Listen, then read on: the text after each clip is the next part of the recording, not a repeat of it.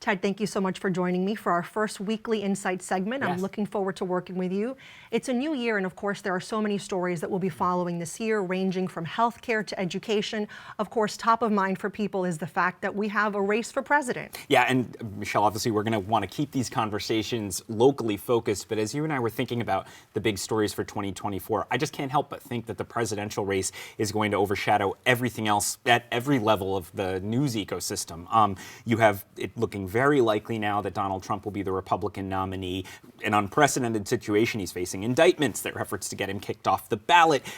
There's still the fallout from January 6th. And so I think we don't really know what a presidential race with those dynamics looks like. And I think it's going to, again, kind of overshadow everything else for the rest of the year. And here in Rhode Island, we have several races. I think people will be surprised to learn that our junior congressman, Gabe Amo, is up for re-election in November. Yeah, people are always surprised when you say that. But of course, he's filling out David Cicilline's unexpired term, so he has to turn right around and start running again. And Congressman Seth Magaziner, who only won in 2022, but's been kind of overshadowed by the hubbub around Cicilline leaving, he is up for re-election for the first time as well. So far, no competitors to either of them, which is kind of surprising since they always say that a first re-election race is when a member of Congress is most vulnerable. Then U.S. Senator Sheldon Whitehouse in Rhode Island, as well as U.S. Senator Elizabeth Warren, they're both up for re-election.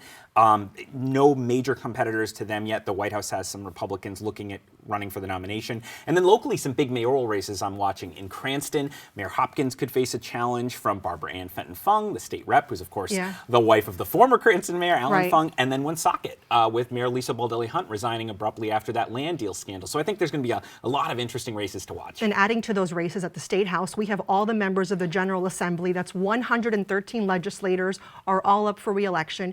Lawmakers are now back in session. We really got a sense of what their priorities are going to be for this coming year. We heard a lot about health care and the need to bring more primary care providers really to all parts of Rhode Island. We heard once again calls to reform the Law Enforcement Officers' Bill of Rights. We've been hearing that for several years, so we'll see if there's any traction on that.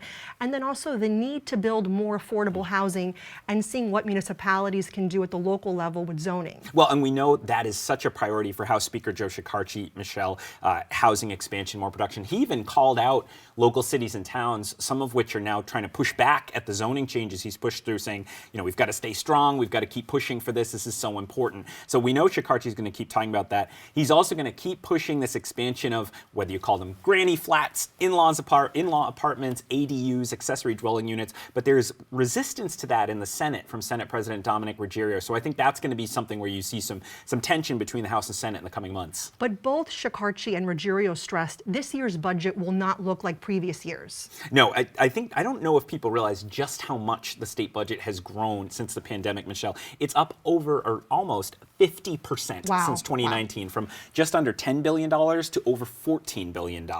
That's mostly because huge amounts of federal money have come in, COVID relief money and all of that. And so that made it easier for lawmakers to say yes to everybody. Yes, that new project can go. Yes, we'll invest in this. Yes, we'll up education funding. Clearly, they're trying to send a warning to rank and file lobbyists and advocates about this year. Manage your expectations. Exactly. This year, it's not going to be the same this year. Exactly. There are lots of big education stories that we're following. As I reported, we have seen tremendous growth in the number of multilingual learners in Rhode Island. Those are students who are learning English in Rhode Island schools. Consider these numbers. By 2030, they're projecting that 1 in 2 students in Providence public schools will be a multilingual learner, up from 36%, which is why the Education Commissioner, Angelica Infante Green, is asking the General Assembly for $20 million for these students. But of course, that could be a really tall order considering the budget restraints. Well, and that's the question, Michelle. I mean, as people could hear in your piece, there's widespread agreement that Rhode Island needs to see better outcomes for multilingual learners in the schools. But to actually get that $20 million that the commissioner wants, there are people seeking that kind of money for Medicaid rate increases. RIPTA is facing a funding cliff. There are calls for more tax cuts in Rhode Island. So I think the question for me is not whether there'll be buy-in to the idea of doing more for multilingual learners, but will the governor, as well as the education commissioner, prioritize that money in those final budget talks when the rubber meets the road in May and June over other priorities, and even if it means other things don't get funded? That remains to be seen. Right. There are so many other competing interests. Yes, and it's going to be a very different budget year. Thank you so much for joining me, Ted. Good to be here.